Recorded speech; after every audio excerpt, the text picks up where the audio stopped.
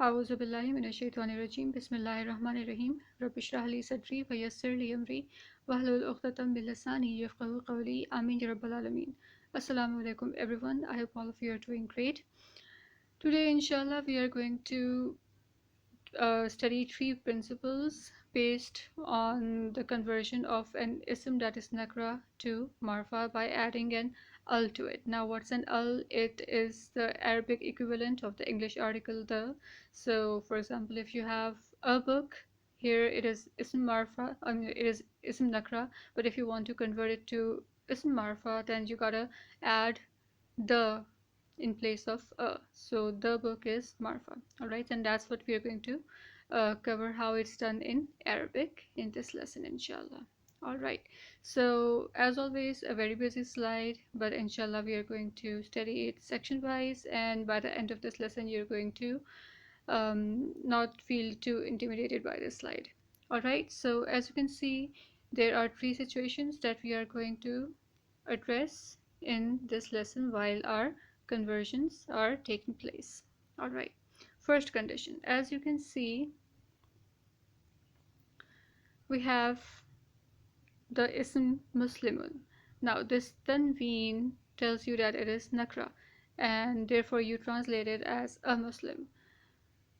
You now want to make it marfa, so you add this al, and in order to do that, what do you want to do? What do you need to do? You need to check the tanween away, and you need to replace this tanween with a single harakat.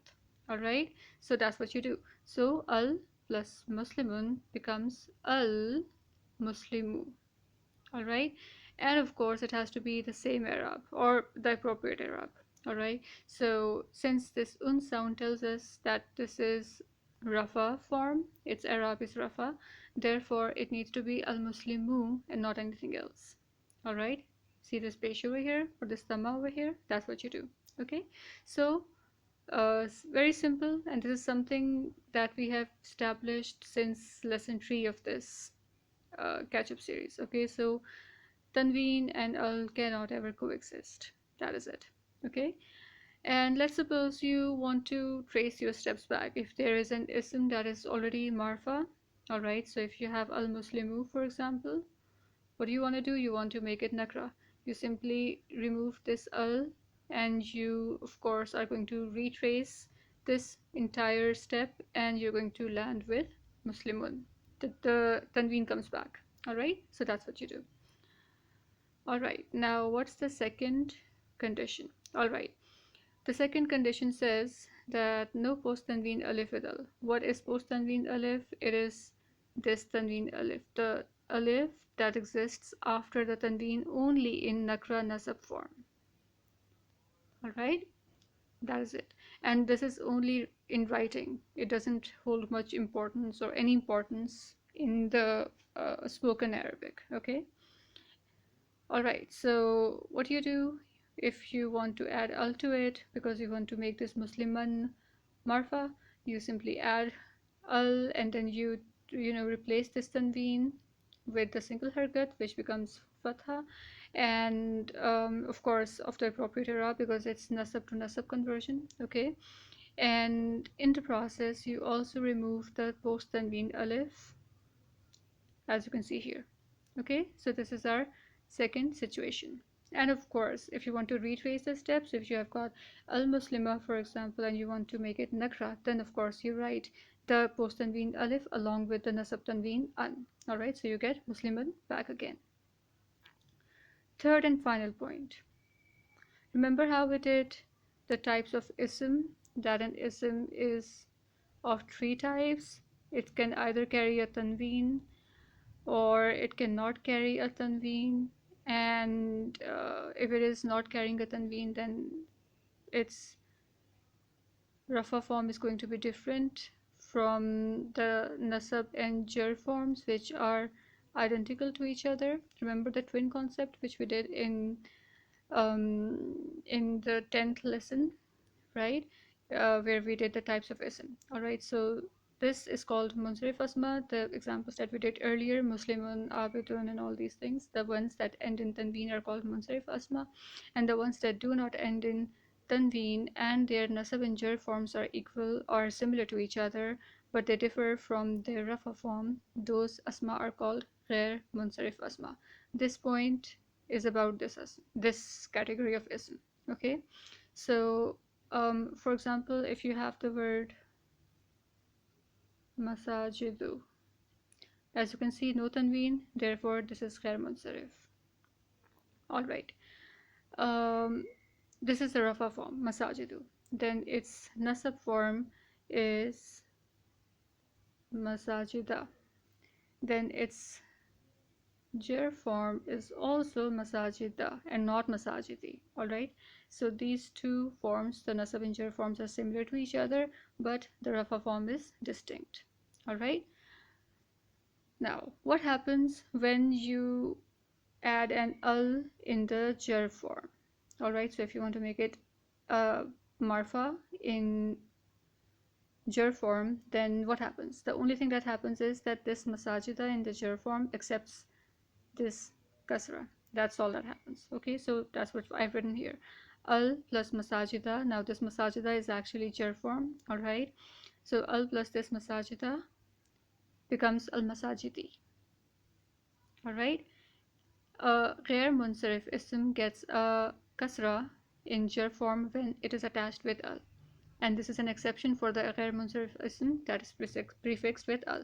We discussed this point in the ghair munsarif asma in the types of ism lesson as well. Okay, all right, so as you can see, this is a tiny little kasra that gets accepted by the majroor marfa ghair munsarif ism. All right, therefore al masajidi and not al masajida in jar form. All right. Okay, now let's come to a bit of some examples, and then we will wind it up, inshallah.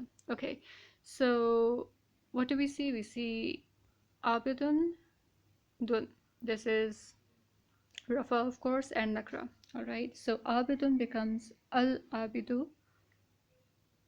All right, so this is rafa, this is nasab, this is jar. Why? Because this is dun, this is abidan along with the post tanween alif, and this is abidin, the tanween for jar, Arab.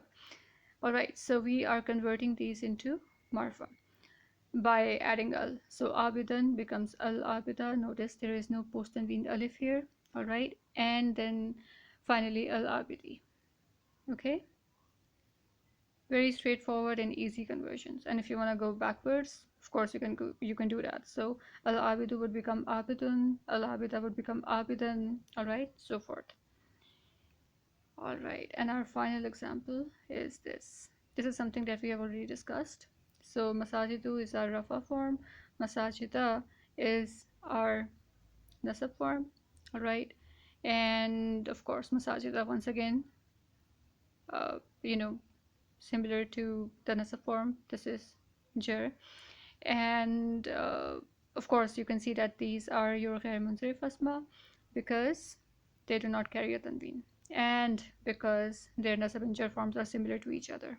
Okay, remember there are mabni asma as well, where the rafa form is similar to nasab form, which is in turn similar to your jar form. All right, these are called mabni asma, and we covered these in the types of ism lesson. All right, we're not talking about those asma here. We're talking about the ones where nasab and jar are similar to each other, but rafa is not. Okay, so that's what do you see if you want to make it marfa? You want to, al masajidu, simple, no changes. Al masajida in nasab form, no changes.